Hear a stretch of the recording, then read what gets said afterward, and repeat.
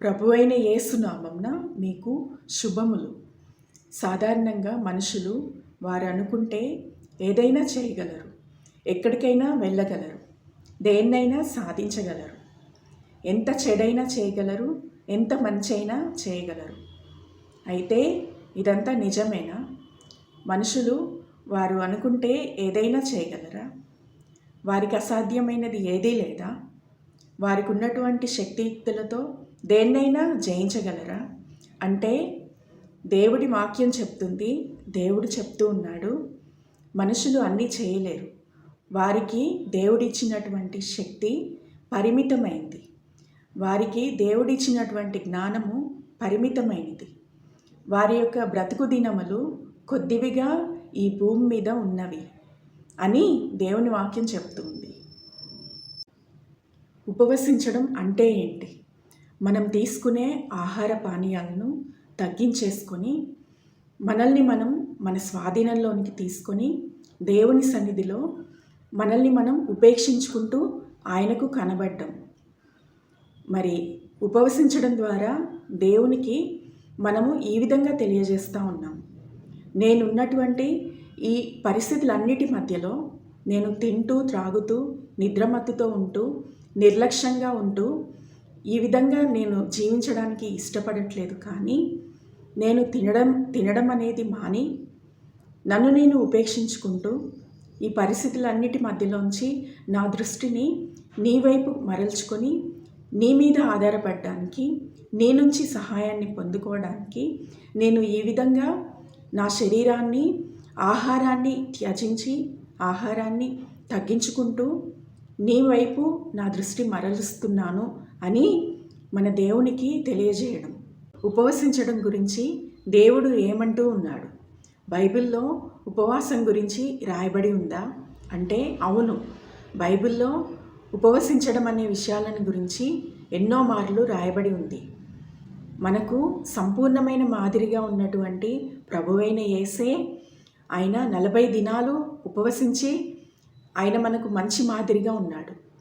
బైబిల్లో ఉన్నటువంటి రాయబడి ఉన్నటువంటి ప్రవక్తలందరూ, విశ్వాసులందరూ కూడా ఎన్నో మార్లు ఉపవసించి దేవుడి సన్నిధిలో తమను తాము తగ్గించుకొని ఎన్నో విషయాలను గురించి విజ్ఞాపన చేసేటప్పుడు, ప్రార్థించేటప్పుడు వారు ఆహార పానీయాలను విసర్జించారు.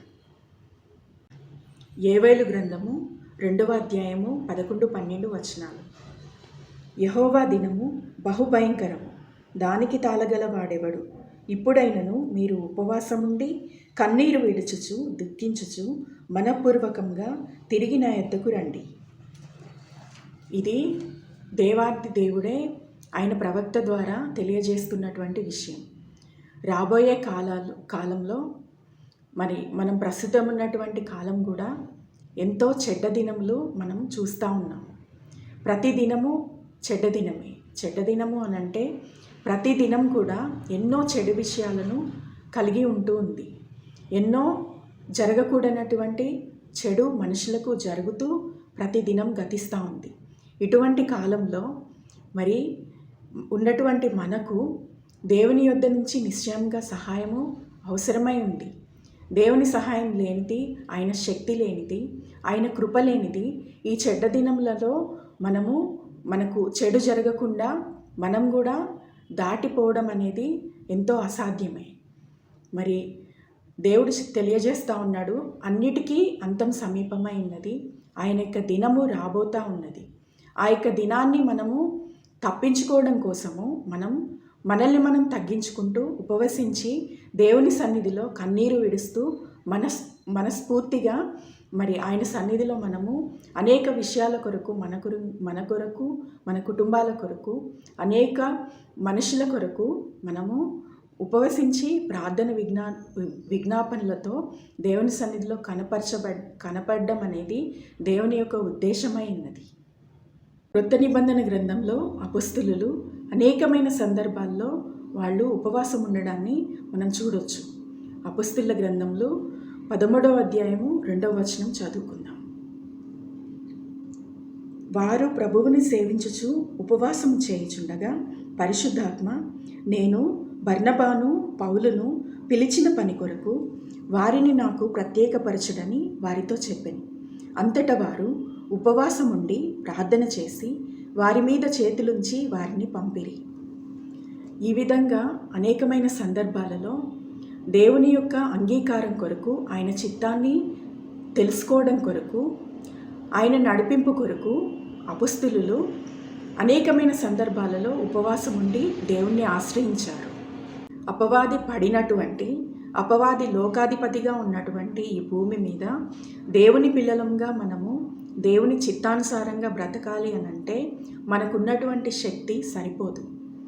అనేకమైన పరిస్థితులలో దుష్టుడు పరిపాలించే ఈ లోకంలో ఉన్నటువంటి మనము వాడి యొక్క ప్రభావానికి లోనయ్యేటటువంటి పరిస్థితులను మనం ఎదుర్కోవాల్సి వస్తుంది. అటువంటప్పుడు మనల్ని మనము తగ్గించుకొని మనకున్న పరిస్థితులన్నిటి మధ్యలో మన ఫోకస్ని, మన యొక్క ఆహారాన్ని తగ్గించుకొని మన ఫోకస్ని దేవుని మీద మన గురిని పెట్టినప్పుడు, మనల్ని మనం ఆయన సన్నిధిలో తగ్గించుకున్నప్పుడు, నిజంగా మనస్ఫూర్తిగా కన్నీరు విడుస్తూ ఆయనను మనం వేడుకుంటూ ఉన్నప్పుడు దేవుడు మన యొక్క ఉపవాసాన్ని, మనం చేస్తున్నటువంటి ఆ యొక్క ప్రార్థనలను, విజ్ఞాపనలను బట్టి ఆయన మన పట్ల కనికరించబడి మన యొక్క పరిస్థితులన్నిటిలో మనకు సహాయం చేయడానికి ఆయన సన్నిధితో మన యొద్దకు దిగివచ్చే దేవుడుగా ఆయన మన కొరకు ఉన్నాడు. యెషయా గ్రంథము 58వ అధ్యాయము మనం చదువుకుందాం. 6వ వచనం. దుర్మార్గులు కట్టిన కట్లను విప్పుటయు, కాడిమాను మేకులు తీయుటయు, బాధింపబడిన వారిని విడిపించుటయు, ప్రతి కాడిని విరగగొట్టుటయు నేను ఏర్పరచుకొనిన ఉపవాసం కదా. దేవుని దృష్టిలో ఉపవాసం ఏ విధంగా ఉంది అనంటే, ఆయన ఉపవాసాన్ని మన కొరకు ఏర్పాటు చేశాడని ఈ యొక్క వాక్యం ద్వారా మనకు తెలుస్తూ ఉంది. మనకు విరోధంగా దుర్మార్గులు ఉన్నారు. వారు మనకు విరోధంగా చేసే క్రియలు కూడా ఉన్నాయి. వాటి నుంచి మనకు విడుదల కలగాలి, వాటి బారిన పడకుండా ఉండాలి అనంటే దేవాది దేవుడే, దేవుని వాక్యంలోంచి ఆయన మనతో మాట్లాడుతూ ఉన్నాడు. ఉపవసించడం ద్వారా, బలము కలిగి ప్రార్థన చేయడం ద్వారా వాడు కట్టిన కట్లన్నిటినీ మనం విప్పగలము, వాడి యొక్క బంధకాలన్నిటినీ మనము తెంచగలము అని దేవుడు తన వాక్యం ద్వారా తెలియజేస్తూ ఉన్నాడు. దేవుని పిల్లలంగా ఈ లోకంలో జీవించే మనకు తప్పకుండా శత్రువులు ఉంటారు. అయితే ఆ శత్రువులు మన యొక్క జోలికి రాకుండా ఉండడం కొరకు, వారి యొక్క కుయుక్తులు మన మీద పని చేయకుండా ఉండడం కొరకు ఉపవసించడం గురించి దేవుని వాక్యంలో రాయబడి ఉంది. ఎజ్రా గ్రంథము 8వ అధ్యాయము 22వ వచనం చదువుకుందాం. మార్గమందున్న శత్రువుల విషయమై మాకు సహాయం చేయనట్లు మేము ఉపవాసం ఉండి ఆ సంగతిని బట్టి మా దేవుని వేడుకొనగా ఆయన మా మనవిని అంగీకరించి. చూసారా, శత్రువుల గురించి కూడా, వారి మన జోలికి రాకుండా ఉండడం గురించి కూడా, వారిని ఎదుర్కోవాల్సిన విషయం గురించి కూడా మనకు ముందున్న విశ్వాసులు వారు ఉపవసించి ప్రార్థన చేశారు.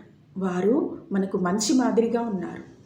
దేవుని వాక్యం చెప్తూ ఉంది, ఇంత గొప్ప సాక్షి సమూహాన్ని మనం చూస్తూ వారి మాదిరిని మనం కలిగి ఉండాలని ప్రభువు మనకు తెలియజేస్తూ ఉన్నాడు.